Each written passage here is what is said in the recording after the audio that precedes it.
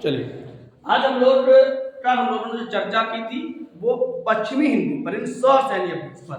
आज हम लोग चर्चा करेंगे अर्धमानवीय अभ्यास पर। किस पर? अर्धमानवीय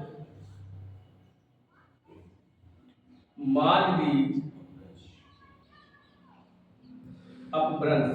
मुझे लगता है इसमें स्याही डालना पड़ेगी, स्याही डालना पड़ेगी। मुझे लगता है तो अर्धमानवीय अपभ्रंश क्या है? अर्धमानवीय अपभ्रंश से निकली पूर्वी हिंदी। कौन सी हिंदी? पूर्वी हिंदी।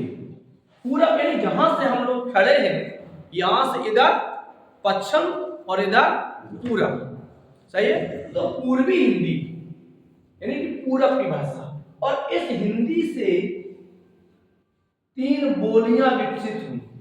कौन कौन सी बोलियां विकसित हुई? सबसे पहले अवधी, दूसरी बघेली और तीसरी छत्तीसगढ़ी। चलिए, तो आज हम चर्चा करेंगे अवधी बोली पर, अवधी, बघेली और छत्तीसगढ़ी पर। तो सबसे पहले हम लोग अवधी भाषा पे चर्चा कर लेते हैं कि अवधी का सबसे पहले तो हमें क्षेत्र जानना है। कौन सा? अवधी का क्षेत्र जानना है।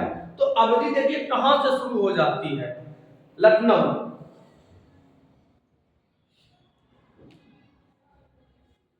लखनऊ नवाबों का शहर है और यहां से ही हमारी अवधी शुरू होती है। चलो इस पे थोड़ी सी चर्चा करते हैं। अब लखनऊ के बाद आता है गोंडा,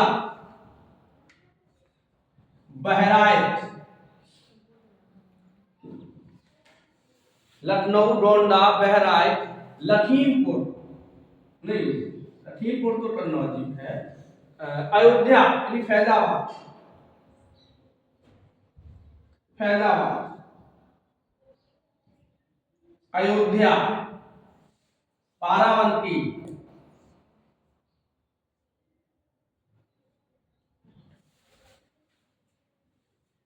लखनऊ, गोंडा, फिरोजाबाद, बाराबंकी, सुल्तानपुर, सुल्तानपुर,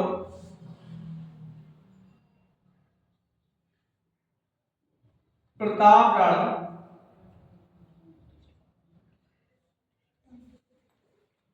आदि बहुत क्षेत्र है। अवधि का बहुत बड़ा क्षेत्र है। तो ये क्षेत्र हो गया लखनऊ, गोंडा, बहराइच, फैजाबाद, अयोध्या, बाराबंकी, सुल्तानपुर, प्रतापगढ़, जौनपुर। भले जौनपुर में भी हमारी कौन सी भाषा बोली जाती है? आजमगढ़। ये भोजपुरी क्षेत्र नहीं है, आजमगढ़ किसका क्षेत्र है? अवधि का। अब हम लोगों ने अवधि किससे विकसित हुई? पूर्वी हिंदी से। इसका क्षेत्र जान लिया। अब इसके विषय में जानते हैं कि अवधि भाषा में साहित्य क्या है। तो अवधि में दोनों प्रकार का साहित्य पाया जाता है। पहला है, साहित्य के अंतर्गत हम देखते हैं कि अवधि भाषा में जो साहित्य, ब्रज भाषा के बाद यदि कोई साहित्य लिखा गया तो अवधि भाषा में, इसमें पूरा सूफी का,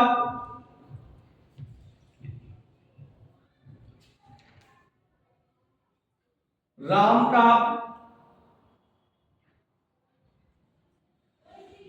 अधिकतर राम काव्य और सूफी काव्य के अधिकतर कवि अवधि भाषा में रचनाएं की हैं। इन पे थोड़ी सी चर्चा करते हैं कि अवधि भाषा में पहली रचना कौन सी है। तो अवधि भाषा में लिखी गई पहली रचना है आपकी चंदायन, जो कि सूफी काव्य परंपरा से संबंध रखती है। और इसके रचनाकार थे मुल्ला दाऊद। जैसी की पद्मावत,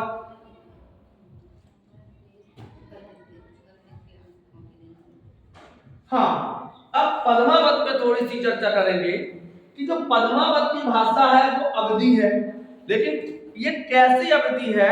तो ये विशुद्ध या ठेठ अवधि है, यानी चौतस गांव का वर्णन है, गांव की भाषा का। हाँ नहीं, रचना नहीं लिखवा रहे हैं, ये हम रख लीजिए। तो जैसे कि जो पद्मावत है ठेठ अवधी भाषा में, रामचरितमानस तुलसीदास,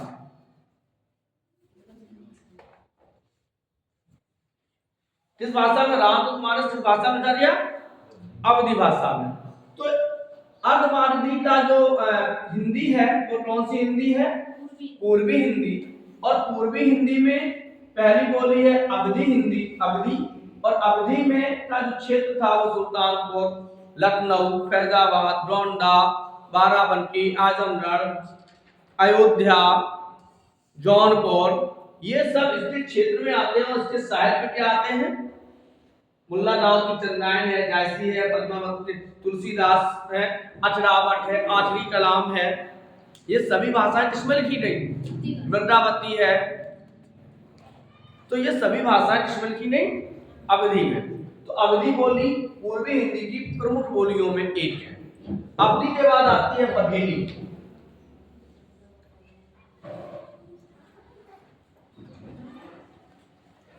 दूसरी बोली है आपकी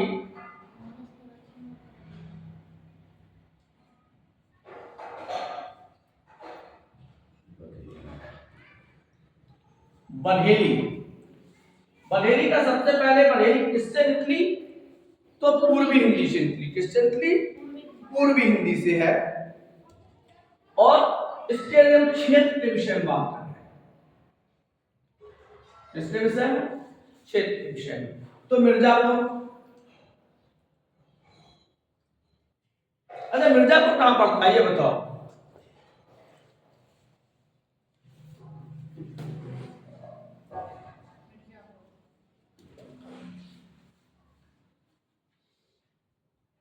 मिर्जापुर किस जिले में है? किस उसमें पड़ता है? राज्य में?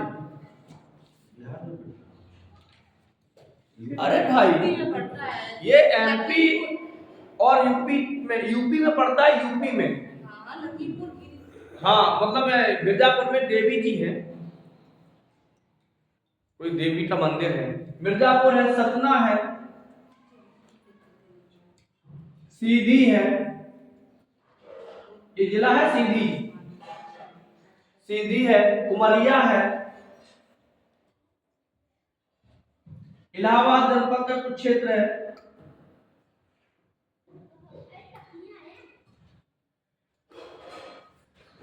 प्रयागराज, फिर इलाहाबाद के लिखते हैं, प्रयागराज का कुछ भाग, ये इसका क्षेत्र है। और इसमें साहित्य में क्या पाया जाता है? लोक साहित्य। क्या पाया जाता है? लोक साहित्य। अवधी, बघेली, इसके बाद आती है आपकी छत्तीसगढ़ी। तीसरी बोली है हमारी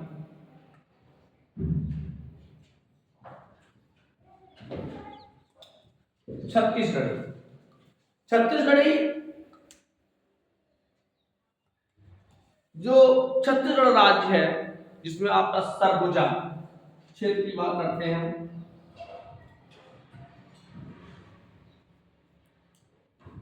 सरगुजा, अच्छा छत्तीसगढ़ राज्य किससे अलग होकर बना ये बताओ?